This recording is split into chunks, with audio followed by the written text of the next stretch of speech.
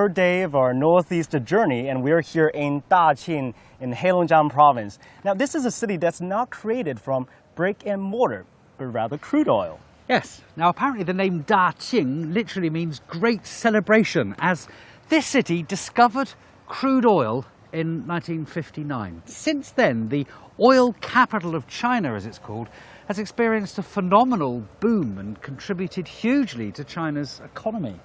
Well, it was once the pride and pillar of the local economy, but this oil industry started actually dwindling since 2006 with the oil production, dropping 7% a year. Well, that's also, of course, opened up a path for industry that upgrading in the transition. So our theme today is transformation for cities that rely like this very heavily on natural resources. And now where we are standing right now is actually the Daqing oil fields production base. And behind us are some of the oil derricks that are extracting oil to the ground. Now, China's northeast is actually known for its rich petroleum resources. And in Heilongjiang province, the city of Daqing helped to spark China's industrial development. But in recent years, the country's largest oil field has reached a critical point. And CGTN's Feng Yilei shows us what's next for the region. Daqing, China's oil capital, literally means the big celebration. Back in 1959, when the black gold was first discovered here, it was indeed a big celebration for the developing country in urgent need of a strong power base. Daqing oil field is of great importance to China in ridding its bad name of being deficient in oil. Crude self-sufficiency has greatly enhanced the national industrial development. Until now, hundreds of thousands of workers have held to a devoted and pioneering spirit, paid sweat equity on this land. That led to the Daqing miracles. Not only has it created an abundant energy supply for the country, it is also one of few oil fields in the world that has maintained a stable annual production of 50 million tons for nearly 3 decades. But today, even the oldest reservoir has to face the common curse: depletion. Our tertiary oil recovery technologies now lead the world, which can increase over 240 million tons of recoverable remaining reserves. That means stable output of 10 million tons for at least 24 years. But now the remaining reserves exist in a more complicated way. New techniques are like gouging oil out of small rock cracks. Conquering technological obstacles for more advanced recovery methods while reducing costs is one of the most imperative tasks for Daqing oil sustainability. But it is also worth noting that not long before, China's reliance on crude oil imports rose as high as 70%. And natural gas is playing a bigger role in energy production as a cleaner fossil fuel substitute. The national strategy of energy diversification suggests Daqing also needs to break the crude stranglehold.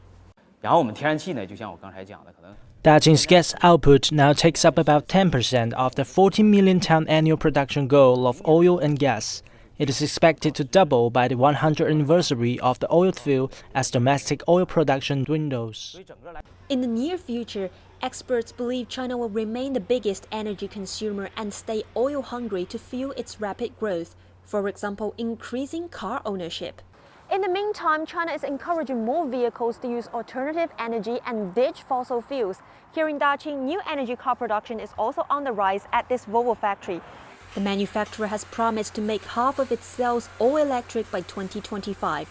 It is one of the many cases that reflect China's determination to accelerate into a zero-emission era that industries and cities relying on oil have to keep up with. China committed in the Paris Treaty to reach the peak of carbon emissions by 2030, so the growth for fossil fuel is limited in the next decade. The time for us to replace coal with oil has passed. Natural gas is playing a considerable part in replacement, but sooner or later, it will also give way to low-carbon transformation. Chinese oil and gas giants like Daqing have tried also to devote to new energy application technologies, oilfield land and ecological resource development. They hope to continue to play a role in the renewable, sustainable trend, to extend their glory days beyond an oilfield lifespan. Feng Yilei, CGTN, 大庆。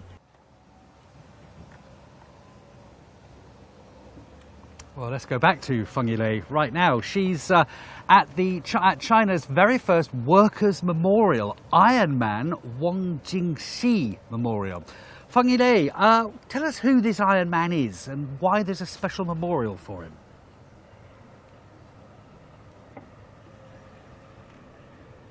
Well, thanks, Jeff.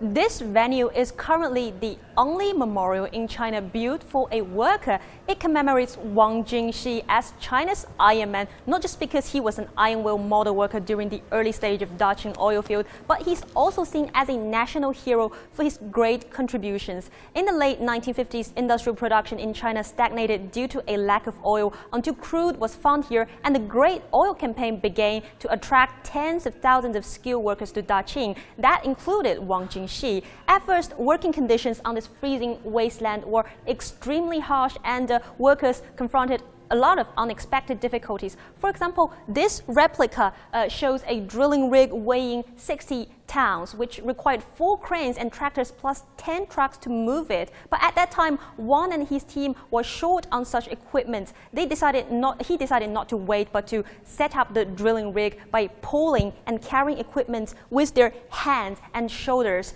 And it took 3 days and nights for Wang to lead his crew to unload the drilling rig. And these are the ropes and crowbars that they used at that time. But they are just few examples of how he had devoted himself to the development of China's crude oil industry. Besides, Wang Jinxi had been constantly innovating his work to improve the efficiency of drilling.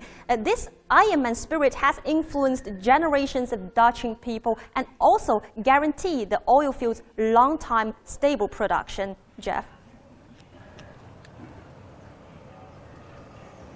Well, what a local hero for Daqing, right? Influenced the generations of local people. And thank you, Yilei. So now join us in the discussion is Mr. Ye Peng, Deputy Director from Daqing Oilfield Company. So thank you so much for joining us. Can you tell us what is the current output level for Daqing Oil and how big is the potential? 能不能给我们介绍一下现在大庆油田的这个开采的这个规模和那个它未来还有多大的潜力？大庆油田 For Daqing oil field, starting from 1959 when it was founded, it's already 60 years old. We have built the largest scale of oil production base. It's about 2.39 billion tons in total in production, and we contributed 2.9 trillion RMB yuan in financial revenues. And also, we can have 27 years of high level of production for 50 million tons per year. So, in this industry, we're like a miracle. In 2018, Daqing oil field has an annual oil and gas production 416.68 million tons and 21.59 million tons was already done for the first half of 2019. So we have almost half on the way to complete the annual production last year. Now, we are like a flagship project. We want to build Daqing oil field to be a centennial project, which means we look at the long run for 100 years and we want to be a milestone in that long history. And we want to keep that oil production of 40 million tons in order to grow it into an internationally competitive industry. Yes, sure. When it comes to advanced modern technologies, what sort of things do they have here to bring it up to date, and how clean are those? 有哪些现在是比较现代化的这个开发技术，包括在清洁油田和绿色油田这两方面，目前有哪些进展？我们大庆油田先后获得 Daqing oil 国家 field, 科技进步 we were once 特等奖 awarded 反射 with the Special Scientific 无论是我们 Advancement 水基 Award. 技术、聚合物 We 气 have 候技术 water-driven 还有复合 technology, 局 polymer 等核心技术 technology, 都 and 处于 other 世界 core 领先水 technologies 平。 which are world-leading. 我们主力油田采 For 收 our 率 main 已经突 field, 破了50%。 the recovery ratio is already over 50% compared to similar oil fields in the world. That's 10 to 15 percentage points 推 higher. 广应用的 And 反采油技 also, 术 for 获得的 our 采油 special 量已经 technologies, 连续17年 For 17 consecutive years, that independent technology has registered about 10 million tons of production alone. For the enhanced oil recovery technology, the annual production because of that was almost 4 million. So we have very high application level of all of those imported or independent technologies, making Daqing oil field the largest one with our independent technology in the world.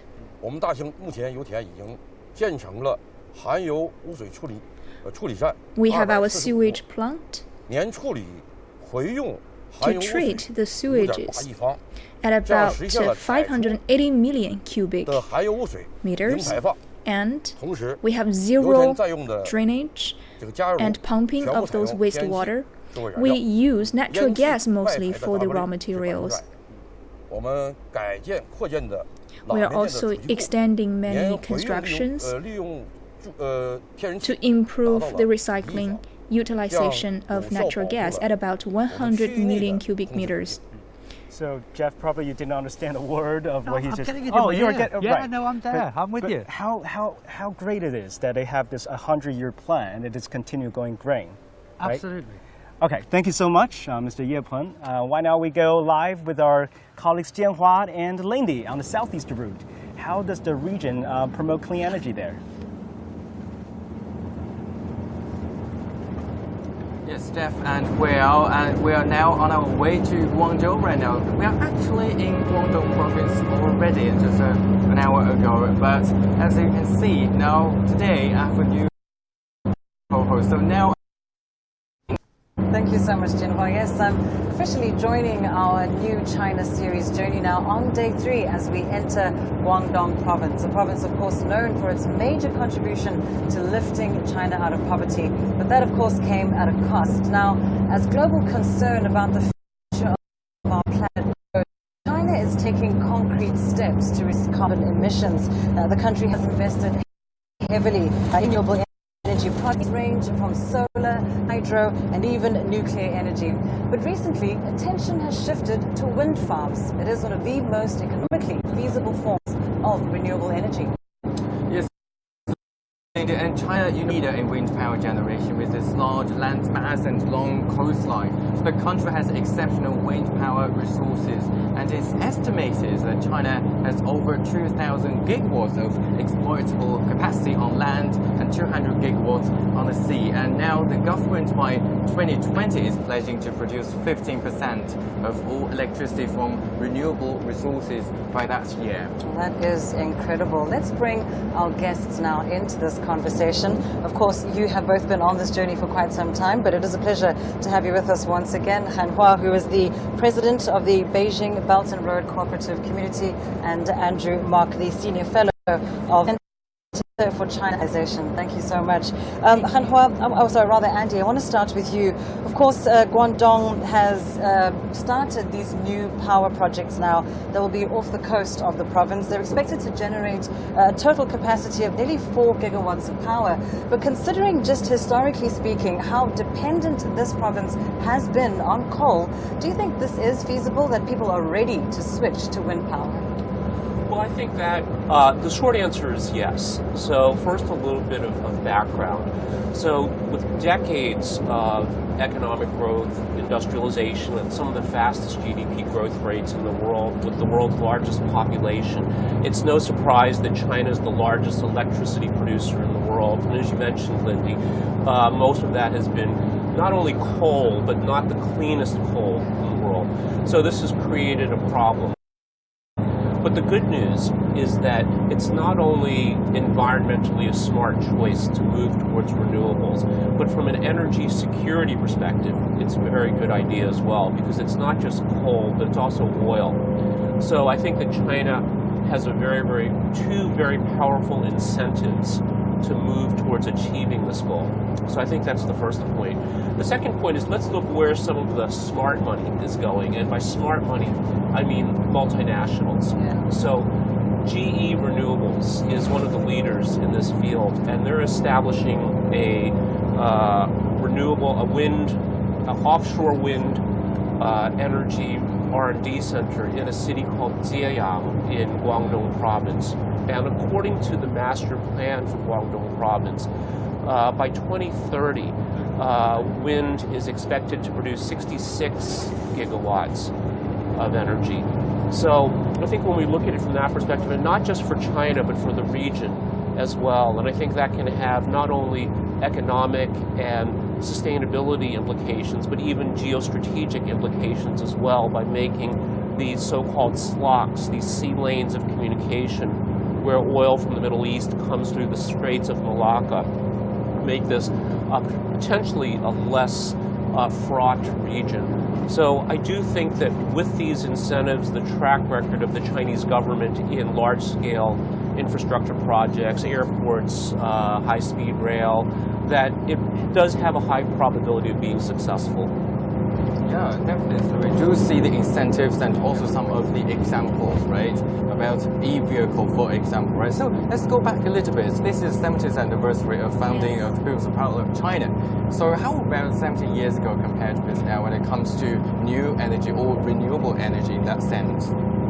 Well, back in 2015, that was the year when China actually has surpassed all the other countries in the world to be the largest, the single largest country to utilize the renewable energies in the world. So that is a significant year, or the year of milestone turning point.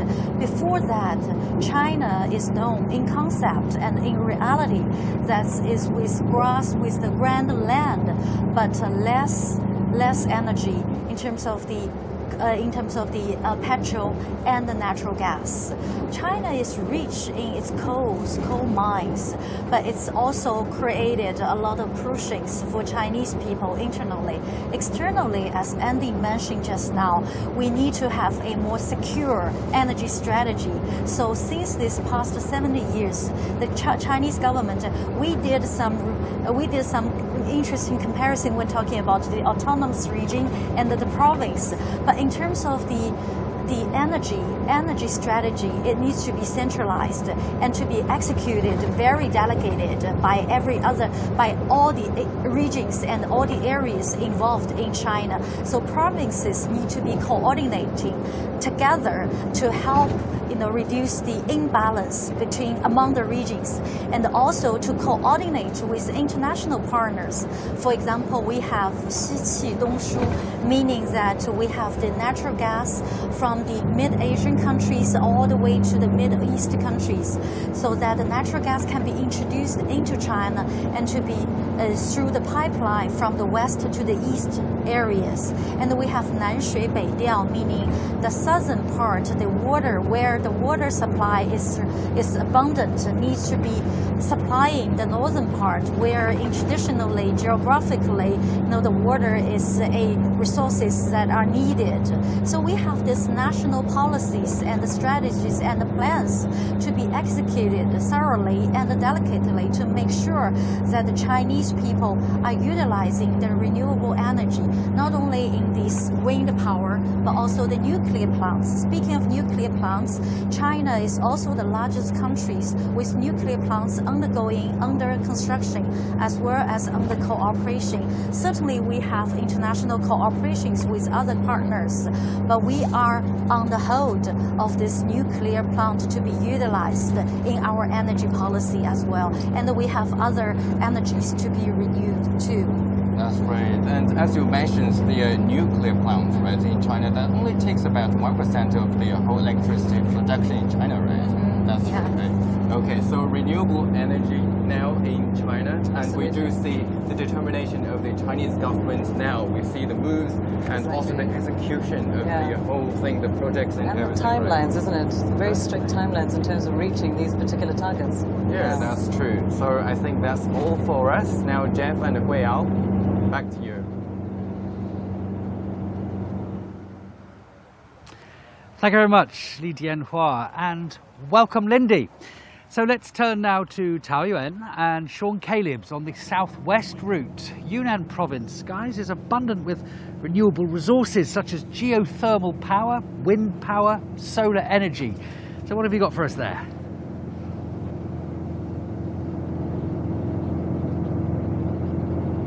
Hello, Jeff. Just so you know where we are right now, we're now still driving toward the city of Kunming. I think we're still on the outskirts of the city, but we're closing in. And Kunming is, of course, the provincial capital of southwest China's Yunnan province. And to tell you, Sean, actually, I've always felt that Yunnan is one of China's best provinces because the weather here is warm throughout the year.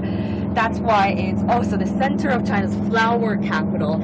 And culture-wise, it's just so rich. It's got half of the country's 55 ethnic minorities.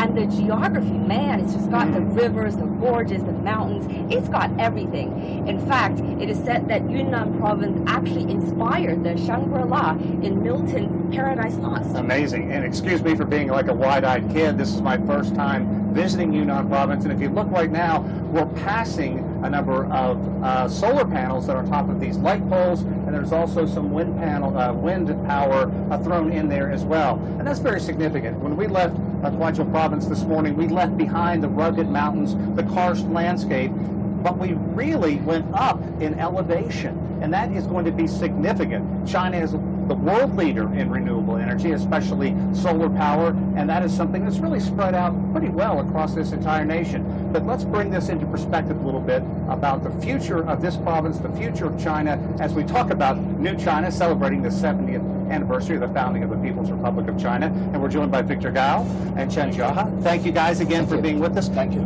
Victor, I want to talk to you about now, as we go up in elevation, we have a lot of cloud coverage out there now.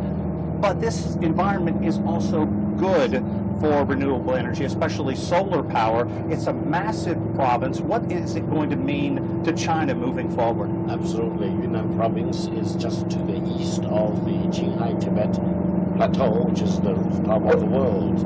And generally speaking, altitude, it's also relatively high. It's up to about 4,000 meters above sea level, while we are at about 2,000 meters above sea level. Yunnan has one of the best solar resources here compared with the national average. And in this province, not only solar energy, but also hydro energy, wind energy, you name it, they are developing new energy very aggressively, and this is very good for protecting the environment as a whole. And Yunnan is a rich province in a sense, traditionally and historically speaking. The Chinese people in general always have a fondness about this province, and historically speaking, there have been several big migrations into this province, and Yunnan province is also very well connected with the southeastern part of Asia. And in terms of economic development, I think that province is still very much committed to growing manufacturing capacities, promoting industrial revolution, for example, and you will expect to see many high-tech companies being relocated to this province. And also, it's very rich in agriculture, in flower, for example, all kinds of plants. And which is why that energy is going to be so important moving forward. Well, Jiahe, to talk about solar energy, I mean, it's obviously a type of clean energy, but the production of the solar panels actually creates lots of pollution. How do you deal with that, and what are some of the other problems in switching to solar energy? Yeah, it's all sorts of energies do have problems. Coal have pollution, nuclear energy probably create a disaster. So every energy has its problems. For solar power, is that first, as you said, the pollution is there. It's actually have to be contained and concentrated. So China is actually doing that, put all the factories together and make sure that the environment is protected during the production. The second is the terrain problem. You have to get a large place of plain without many trees to place all these plates. Yunnan is having problem with that, so we don't even want to destroy the environment, the forests. So it's very hard for you to find enough plants. That's a problem. The third is the timing. The solar power actually only be created during the daytime, such as evening. Many people use electricity back home when that's evening. So that's you need a very good coordination, a cooperation between solar power and other energies. So very detailed cooperation has to be done. Thank you guys so much Thank for you. your insight. So I think it's time for us to... It's really amazing to me if we think about what we're doing on this New China adventure. Jeff and Wei, to you guys up in the north, you've gone from the border with Russia now into the Daqing oil fields. You just get a sense for how diverse and how massive this nation is. So it's going to be exciting. We'll be joining you guys in a couple more hours. Back to you. Well, thank you so much, Sean, Caleb's, and Taoyuan. We are enjoying our adventure as well, right? We are. Beautiful weather up here. And we've got lunch on the way. Yes, hopefully a good one. Now let's cross live to our reporter Ning Hong. He's now in Beijing. So Ning Hong, tell us what efforts does the Hebei province make to promote new energies?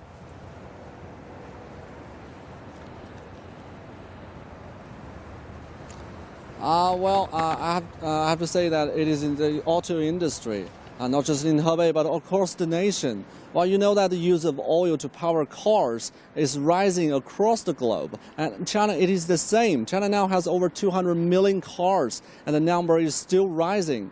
However, well, the number of new energy cars is rising, especially those electric cars, is rising even faster. In the last 4 years, China has sold more electric cars than any other country. In 2018, the number of new energy vehicles nationwide reached 2.61 million. It only accounts for a little more than 1% of all vehicles in China, but 1 million more energy cars were sold last year, a 70% jump from 2017. In China's recently announced evaluation standard of new energy vehicles, the energy consumption of new energy vehicles was regarded as one of the 3 main aspects. More than 60% of the technology in electric vehicles comes from batteries, and the specific energy of ion batteries has risen from 100 watt-hours per kilogram to 300 watt-hours per kilogram over the past decade. The cost has been reduced from 5 yuan to 1 yuan. The process has undergone a revolutionary change, and this opportunity has been seized by China. The latest World Energy Outlook, released by the International Energy Agency, indicates that the oil use in cars will peak in the mid-2020s. Some 300 million electric cars on the road will avoid 3.3 million barrels of oil demand every day in 2040. And by the end of 2018, China already had over 2 million purely electric cars on the road. The improvements in the efficiency of non-electric car fleet will avoid over 9 million barrels oil per day by 2040. Our overall technical level is at the international advanced level. For example, the endurance mileage is basically more than 400 kilometers. As the world's top new energy car producer, China has begun to explore new energy sources. In the 13th five-year plan of strategic emerging industries, the development of hydrogen fuel cells is also underway.